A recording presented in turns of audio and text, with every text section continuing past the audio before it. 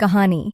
बूढ़ा मजदूर और अधूरा घर। एक बार एक बूढ़ा मजदूर था जो बरसों से एक ठेकेदार के लिए घरों की तामीर करता आ रहा था। उम्र के आखिरी हिस्से में उसने ठेकेदार से कहा, मैं अब रिटायर होना चाहता हूँ, अपनी बीवी और बच्चों के साथ सुकून से जिंदगी गुजारना चाहता हूँ। ठेकेदार ने मुस्कुराते हुए कहा, ठीक है, लेकिन मेरी एक आखिरी दरख्वास्त है, बराह करम मेरे लिए एक आखिरी घर तामीर कर दो। मजदूर ने बेदिली से हामी भर ली, लेकिन चौंकि उसका दिल अब काम में नहीं था। उसने जल्दी जल्दी और नाकस मायार के साथ घर बना दिया।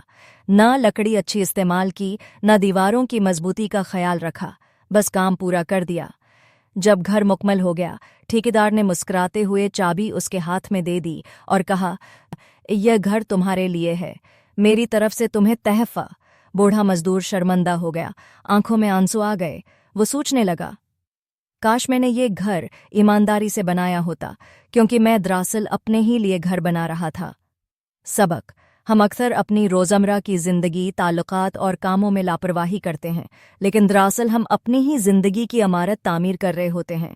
जो बीज हम बोते हैं वही कल को फल